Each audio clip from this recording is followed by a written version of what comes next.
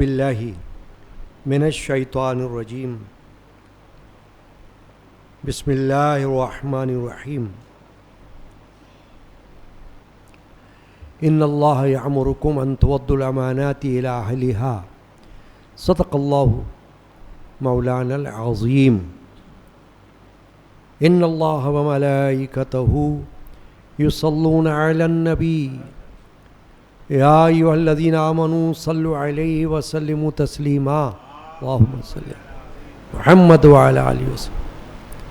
حاضرین کرام، ہر اتوار کو بعد نماز ظہر متصلاً درس قرآن و حدیث و فقہی مسائل کا سلسلہ اللہ پاک کے فضل و کرم سے جاری ہے۔ آج کی نشست میں نے سورۃ النساء کی آیت شریفہ کا ایک حصہ تلاوت کیا ہے، جس میں باری تعالی جل شانہ عما نوالہ نے ارشاد فرمایا، ان اللہ یأمرکم ان تؤدوا الامانات الی اہلہا، بے شک اللہ تمہیں یہ حکم دیتا ہے کہ تم امانتوں کو ان کے اہل کے سپرد کر دو۔ یہ تو قرآن پاک کی آیت شریفہ کا حصہ ہو گیا اور قرآن کا حکم ہو گیا۔ اب اسی سلسلے میں ایک حدیث پاک جو سیاہ ستہ کی افضل کتاب صحیح بخاری شریف میں حدیث موجود ہے، اور بہت افضل صحابہ جلیل القدر صحابی حضرت ابی ہریرہ رضی اللہ تعالی عنہ سے یہ حدیث مروی ہے۔ وہ یہ فرماتے ہیں، قال بینما النبی صلی اللہ علیہ وسلم یحدث اذ جاء اعرابی، حضرت ابو ہریرہ نے بیان فرمایا کہ رسول اللہ صلی اللہ علیہ وسلم صحابہ سے گفتگو فرما رہے تھے کہ اچانک ایک دیہاتی آ گیا۔ قال اذا ضیعت الامانۃ، اس نے عرض کرنے لگا کہ قیامت کا وقوع کب ہوگا، یعنی قیامت کب آئے گی۔ قال کیف اضاعتھا، حضور نے فرمایا جب امانت کو ضائع کیا جانے لگے۔ قال اذا وسد الامر الی غیر اہلہ فانتظر الساعہ، اس نے یہ پوچھا کہ امانت کا ضائع ہونا کیسے ہوگا۔ حضور نے ارشاد فرمایا جب حکومت کی ذمہ داری نااہل لوگوں کو سونپی جانے لگے تو قیامت کے منتظر رہنا۔ یہ حدیث پاک کے الفاظ اور یہ ترجمہ ہو گیا۔ اس میں قیامت کی نشانیوں میں سے ایک نشانی کا ذکر ہے، کیونکہ قیامت کی نشانیاں کئی ہیں۔ قیامت یعنی آخرت، وہ دن جس کا مالک اللہ پاک ہے۔ قرآن میں ہم پڑھتے ہیں مالک یوم الدین، یوم الدین کا مطلب قیامت، آخرت۔ اس دن کا مالک کون ہے؟ اللہ پاک۔ تو وہ دن جو قیامت کا دن ہوگا، اس سے پہلے نشانیاں ہوں گی قیامت کے آنے کی۔ قیامت کے قریب جب قیامت آنے میں زیادہ وقت نہیں ہوگا تو علامات ظاہر ہوں گی، نشانیاں ہوں گی۔ محدثین نے اپنی اپنی حدیث کی کتابوں میں کتاب الفتن، فتنوں کا ذکر کیا ہے کہ رسول پاک صلی اللہ علیہ وسلم نے فتنوں کو بیان کیا کہ فتنے کیسے کیسے پیدا ہوں گے، کیسے کیسے نمودار ہوں گے۔ فتنوں سے مراد آزمائشیں، فتنہ فساد، نئی نئی باتیں، یہ سب فتنوں میں آ جاتی ہیں۔ فتنوں کے بہت سے معنی ہیں عربی میں، آزمائش، امتحان اور دیگر اور معنی بھی ہیں۔ چنانچہ یہ حدیث شریفہ جو حضرت ابی ہریرہ مشہور صحابی ہیں رضی اللہ تعالی عنہ، ان سے روایت کی گئی ہے. ان کا یہ بیان ہے کہ ایک روز اللہ کے رسول صلی اللہ علیہ وآلہ وسلم صحابہ کے ساتھ بات چیت کر رہے تھے. رسول اللہ صلی اللہ علیہ وسلم روزانہ صحابہ کرام سے ملاقاتیں کرتے تھے، اور لوگ جیسے آپ بیٹھے ہیں ایسے صحابہ نبی اکرم صلی اللہ علیہ وسلم کے سامنے دوزانوں ادب کے ساتھ سکون کے ساتھ بیٹھا کرتے تھے. حضور اکرم صلی اللہ علیہ وسلم ان سے خطاب فرماتے تھے، انہیں کچھ ارشاد فرماتے تھے، ان کو احکامات صادر فرماتے تھے، تعلیم فرماتے تھے، ہدایت فرماتے تھے. یعنی یہ روزانہ کا سلسلہ تھا. جیسا کہ ایک حدیث میں آتا ہے کہ رسول اللہ صلی اللہ علیہ وسلم فجر کی نماز کے بعد بھی صحابہ سے کچھ نہ کچھ گفتگو کیا کرتے تھے، یا خوابوں کے بارے میں کچھ ارشاد فرمایا کرتے تھے، تعبیر بتایا کرتے تھے. اس طرح سے کیونکہ صحابہ کے پاس علم کا ایک ذریعہ سب سے بڑا وہ رسول پاک کی ذات پاک تھی، اس سے بڑا تو کوئی اور سرچشمہ تھا نہیں اس وقت ہدایت کا. خود رسول اللہ صلی اللہ علیہ وسلم ان کے درمیان موجود تھے، تو صحابہ کو کہیں اور جانے کی ضرورت کیا تھی؟ وہ زمانہ جو زمانہ رسالت ہے اس میں تو خود اللہ کے رسول موجود تھے، تو سارے صحابہ کا مرکز وہی تھے، انہی کی ذات پاک تھی. تو روزانہ صحابی اپنے اپنے گھروں سے آتے تھے اور آ کر خدمت میں پیش ہوتے تھے. کبھی صحابہ کوئی سوال کرتے تھے، کبھی اللہ کے رسول بغیر سوال کے کچھ ارشاد فرما دیتے تھے. تو اسی طرح یہ ابی ہریرہ رضی اللہ تعالی عنہ یہ فرما رہے ہیں کہ رسول اللہ صلی اللہ علیہ وسلم ایک دن صحابہ سے کسی سلسلے میں گفتگو فرما رہے تھے. اب کبھی کبھی ایسا بھی ہوتا ہے کہ موضوع کچھ اور ہو، بات کا ٹاپک، لیکن درمیان میں کوئی اور بات بھی آ جائے سمجھانے کے لیے. ایسا ممکن ہے اور ایسا کوئی ناجائز بھی نہیں ہے کہ ایک خاص موضوع ہو، درمیان میں کوئی اور بات بھی آ جائے. تو چونکہ وہ جو بات آتی ہے وہ بھی تعلیم کے لیے ہوتی ہے، تو نہ کوئی ناجائز ہے، نہ کوئی گناہ ہے، نہ کوئی منع ہے.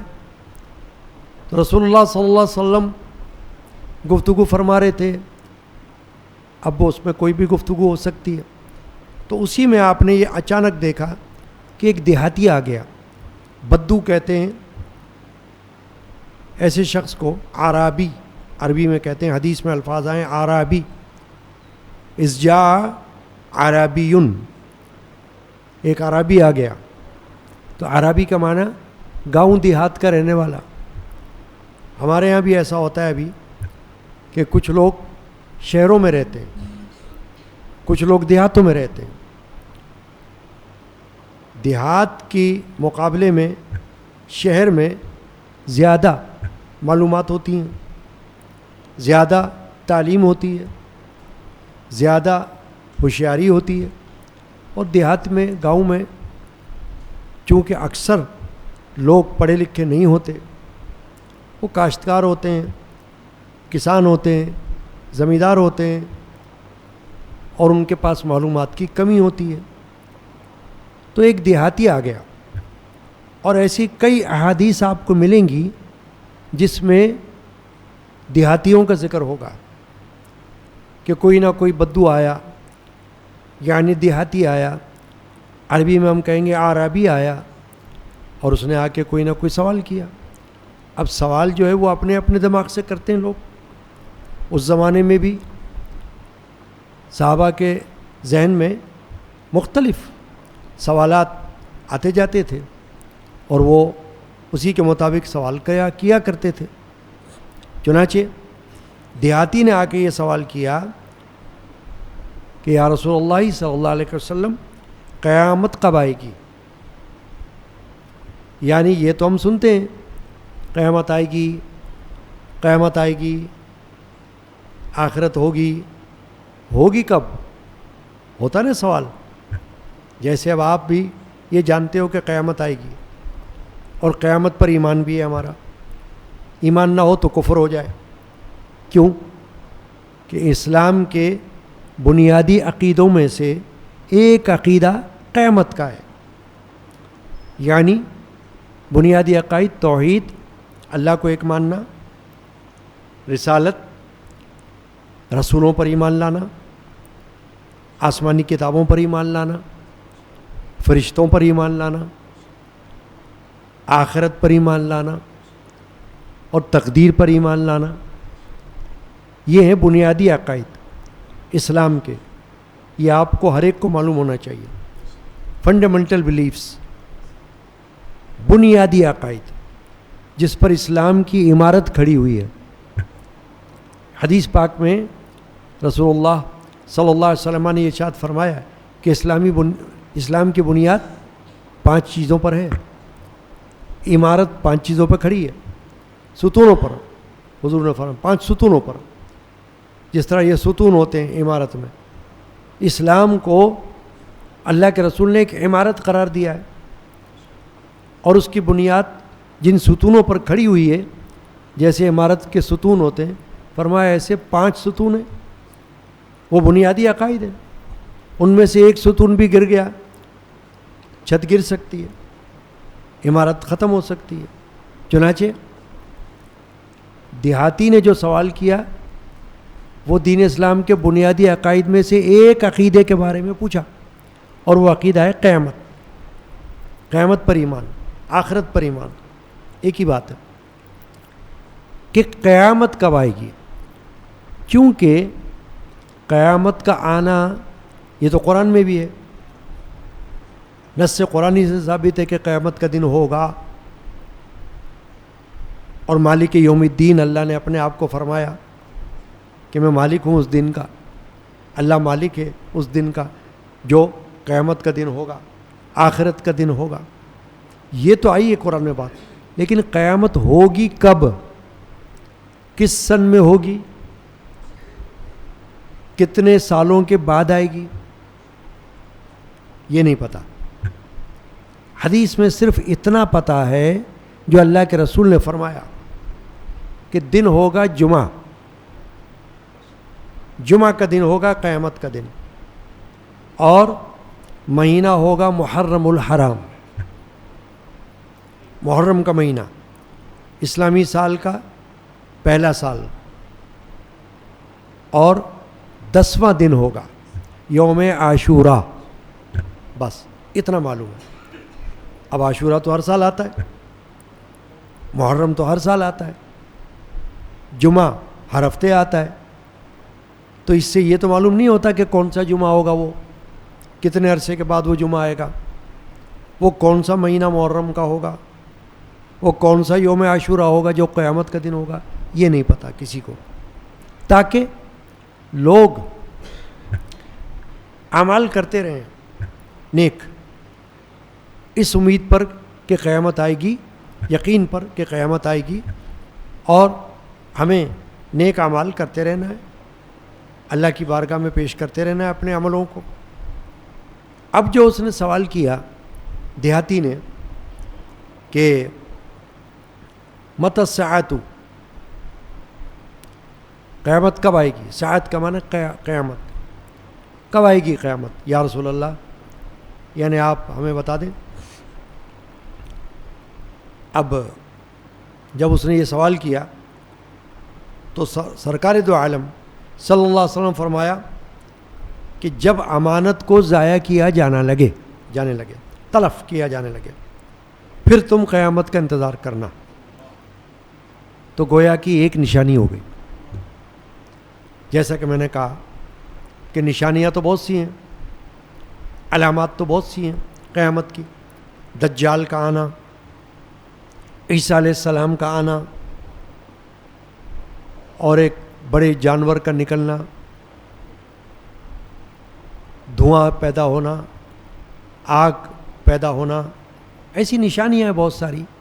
تو اسی میں سے کئی نشانیوں میں سے ایک نشانی سرکار دو عالم صلی اللہ علیہ وسلم فرمایا کہ جب امانتوں کو لوگ ضائع کرنے لگیں تو سمجھنا قیامت آنے والی ہے. تو اس نے پھر پوچھا، اگلا سوال کیا دیہاتی نے کہ امانت کیسے ہوگی ضائع؟ امانت کا تلف کیا جانا کیسے ہوگا؟ یہ نوبت کب آئے گی؟ تو حضور نے فرمایا جب حکومت کی ذمہ داری نااہل لوگوں کو سپرد کی جانے لگے تو پھر قیامت کا انتظار کرنا. یہ حدیث پاک. مطلب ایک نشانی حضور نے یہ بتائی کہ حکمران اہل نہ ہو حکمرانی کے. اب اہل نہ ہو کا مطلب کیا ہوگا؟ یہ ضروری نہیں ہے کہ کوئی پڑھا لکھا نہیں ہے، یہ نہیں. پڑھا لکھا بھی نااہل ہو سکتا ہے. پڑھائی لکھائی تو صرف یہ ہوتی ہے کہ آپ کہیں اسکول میں، کالج میں، یونیورسٹی میں تعلیم حاصل کر لو تو یہ ہو گیا پڑھا لکھا ہونا، دنیا کا پڑھا لکھا ہونا. لیکن ایمانداری یہ پڑھائی لکھائی سے نہیں آتی، یہ تو اللہ کی طرف سے نیت سے اور ارادے سے دل میں اللہ ڈال دیتا ہے. اور ذمہ داری سمجھنا، حق حلال سمجھنا، حرام حلال کی تمیز کرنا، یہ ہر پڑھے لکھے کو نہیں ہوتی. ورنہ آج دنیا میں جتنے پڑھے لکھے ہیں وہ سب حرام نہ کرتے، سبھی کے سب حلال کرتے. مگر آپ دیکھتے ہو دفتروں میں بہت بڑے بڑے افسر راشی ہوتے ہیں، رشوت خور، حرام خور، بے ایمان ہوتے ہیں نا. سیاستدانوں میں بڑے بڑے رشوت خور، حرام خور، بے ایمان ہوتے ہیں نا. تو کیا سیاستدان سب کے سب ان پڑھ ہوتے ہیں؟ نہیں، بڑے بڑے پڑھے لکھے. کوئی اس ملک سے پڑھا ہوا ہے، کوئی بیرون ملک سے پڑھا ہوا ہے، کسی نے امریکہ میں جا کے تعلیم لے لی ہے، کسی نے برطانیہ میں جا کے تعلیم لے لی ہے. تو کیا ہو گیا؟ یہ تو دنیا کی تعلیم لے لی تم نے. دین کی تعلیم جس سے یہ معلوم ہو کہ تمہیں دنیا میں کیسے رہنا ہے، جب تک یہ معلوم نہ ہو تو پڑھائی لکھائی کیا کرے؟ چنانچہ حکومت کی ذمہ داری رسول اللہ نے فرمایا صلی اللہ علیہ وسلم نے جب نااہل لوگوں کو سونپی جائے تو پھر سمجھنا قیامت آنے والی ہے. کہ یعنی تمہارے حکمران نااہل ہوں، سمجھتے نہ ہو کہ عوام کا خیال کیسے رکھنا ہے، مسائل کیسے حل کرنا ہے، انصاف کیسے کرنا ہے، ایمان کیسے رکھنا ہے، اور خود ان کو خود اپنے ایمان کی بھی ہوش نہ ہو. اقتدار کے لیے، تاج و تخت کے لیے ایمان کو بھی چھوڑ دو. تو یہ ہے نااہلی، اس کو کہتے ہیں نااہلی. اسی طرح جو اور باتیں نااہلی کی ہو سکتی ہیں وہ سب داخل ہو جاتی ہیں اس میں. کوئی افسر امانت کا خیال نہ کرے، یہ بھی نااہلی ہے. جس کے پاس پیسہ رکھوایا جائے، عام طور پر تو یہ سمجھتے ہیں نا ہم امانت مال کسی کے پاس رکھوا دینا کہ یا بھائی یہ آپ رکھ لیں، بعد میں لے لوں گا آپ سے، وہ امین بن جاتا ہے. سرکار دو عالم صلی اللہ علیہ وسلم کا ایک لقب تھا صادق امین. یعنی اہل مکہ جو کفار تھے وہ بھی رسول اللہ صلی اللہ علیہ وسلم کے پاس اپنی امانتیں رکھواتے تھے.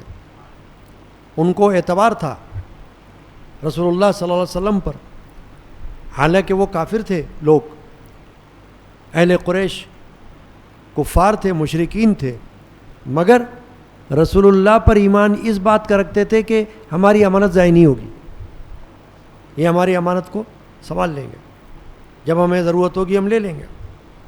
آپ نے واقعہ سنا ہوگا نا کہ اللہ کے رسول صلی اللہ علیہ وسلم کو جب ہجرت کا حکم ہوا کہ مکہ شریف سے مدینہ شریف چلے جائیں، تو رسول اللہ صلی اللہ علیہ وسلم نے حضرت مولا علی کرم اللہ وجہ الکریم سے کیا فرمایا کہ اے علی، میرے پاس اہل مکہ کی امانتیں رکھی ہوئیں اور مجھے تو اللہ کی طرف سے حکم آ گیا ہجرت کرنے کا، تو ایسا کرو کہ یہ امانتیں آپ رکھ لو، اور جب دن ہو جائے تو جس جس کی امانت ہے اس کو دے دینا، یہ لو بھائی تمہارا سامان، یہ لو بھائی تمہارا مال، تم جانو تمہارا کام جانے، اور پھر تم بھی ہجرت کر لینا۔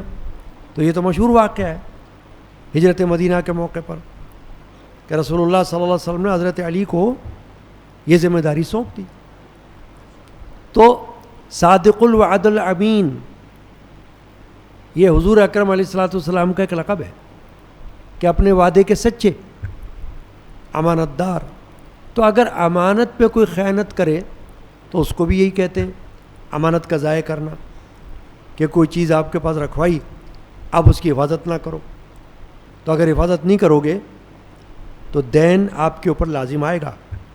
جس کی امانت ہے آپ کو اپنی جیب سے دینا پڑے گی، کیوں کہ آپ نے امانت رکھی بھی، پھر امانت کی حفاظت بھی نہیں کی، تو جب حفاظت نہیں کی تو ذمہ داری تو آپ کے اوپر آ گئی، اب آپ کو اپنے پاس سے دینا پڑے گا۔ یہ شریعت کا حکم ہے، جرمانہ آپ کو دینا پڑے گا، اس کا بدلہ آپ کو دینا پڑے گا۔